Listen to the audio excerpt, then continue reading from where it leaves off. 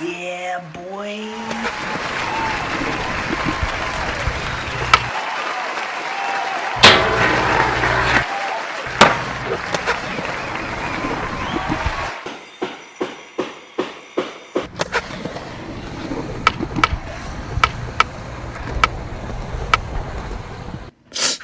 Lost skate spots.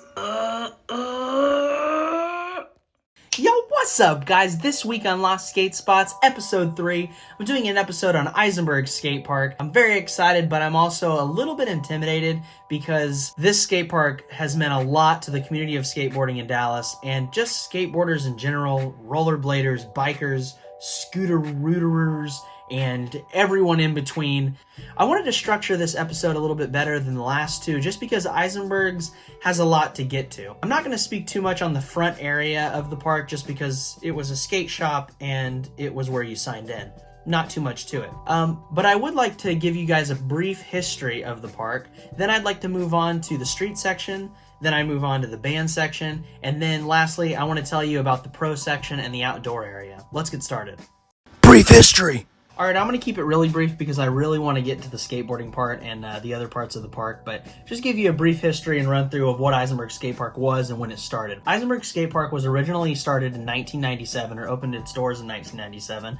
It was around for about 15 years and then shut down. It was due to some sort of leasing disagreement, I believe. And then condominiums moved in that you can see there today, which are probably overpriced. The park itself was started by Arlo Eisenberg and his family. Arlo, if you don't know, was a pro rollerblader. He was in the X Games. He even had a Senate ad once that said, "Buy a skateboard." So probably safe to say that Arlo and his family were very open to different sports, for whether it was skateboarding, rollerblading, biking, scootering. All of them were allowed at Eisenberg Skatepark, and we all kind of became a family, even though at that time, as a lot of skateboarders I'm sure remember, everybody was very sectioned off. Everybody had their own little crews. Yeah, I mean, Eisenberg just kind of created a sense of togetherness, and I met so many people through there that I wouldn't have otherwise met skating on the streets. So thank you, Eisenbergs, for that. Let's move on to the street course.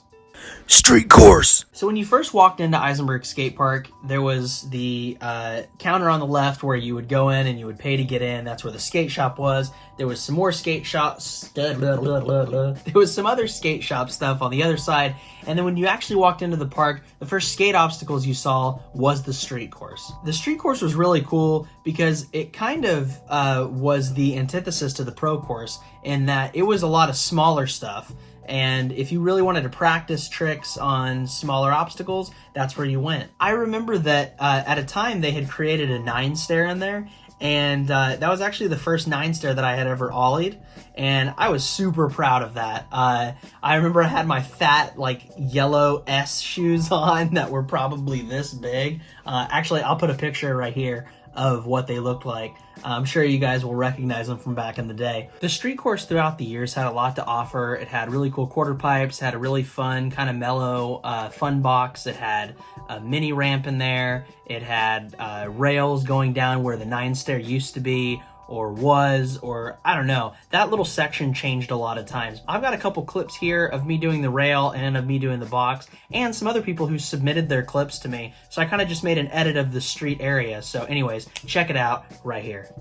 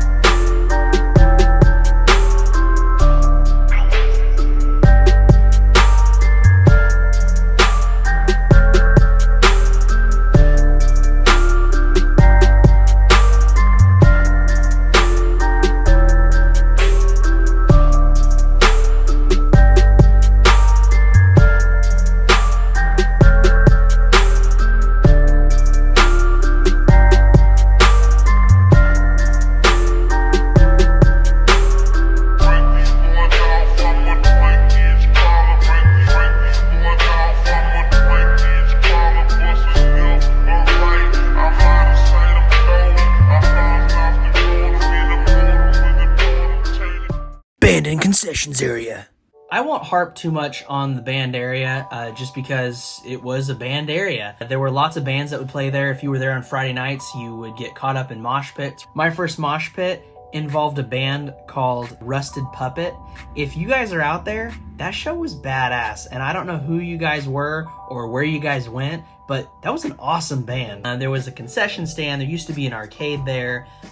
It was another door that you could use to go to the outdoor course, and then there was a little area where you could eat, and then there was also lockers. There was also a bathroom. You would walk in and you would instantly get hepatitis on your cheek, but you had to use it to go pee and poop, so there you go. Anyways, let's move on to the pro course. Pro course so sick. When you left the band area or the concession stand area or whatever you want to call it, you would open up into the pro course. The pro course opened up into this really cool W ramp, which was my favorite ramp to this day. It was just such a good angled and built ramp. I don't know. I love that thing. I went to the pro course. I couldn't really do much on it because I wasn't that good, but it was just fun to roll on. Although there have been amazing things done on it. One of the videos I found online was Mike Vallely doing a crazy trick on it, slamming his face into the ground, and then he was just like, whatever, I'm gonna do it again. And then he just kept on trying. So anyways, check out that video right here.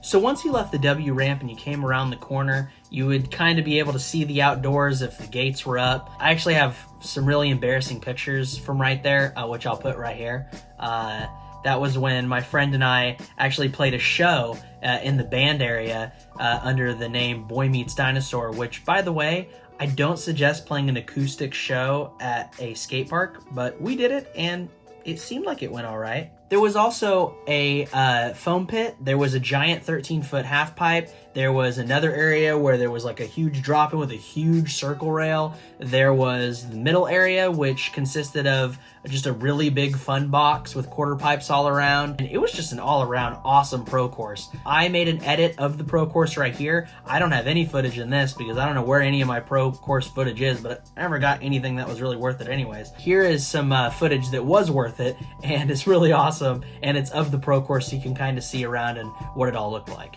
Here you go.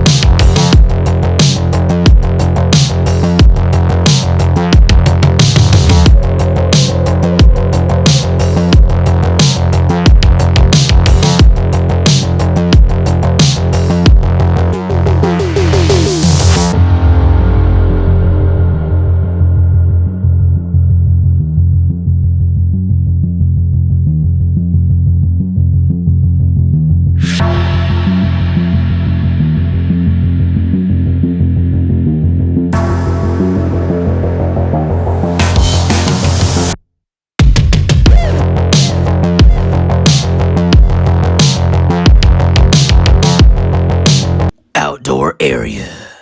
So as I mentioned, when you came around the W, there was an outside area with really kind of rough gravel. There was a little mini there that was like maybe a 2 or 3 footer. It was super low and it had a stair set that came off of it that we skated, but I don't know why, because when you landed, you'd always rip your hands up.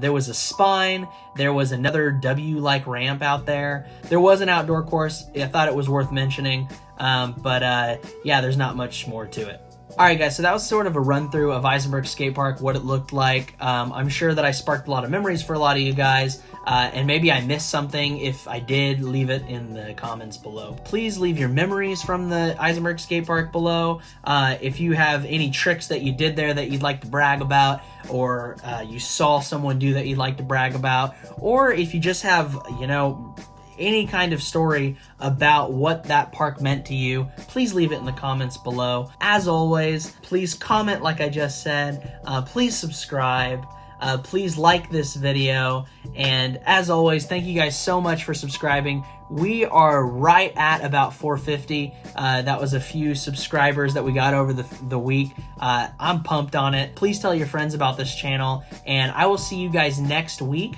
I don't know that I'm going to do a Lost Skate Spots next week. I might just do a Dallas Skate Spots episode. I'll see you guys next time.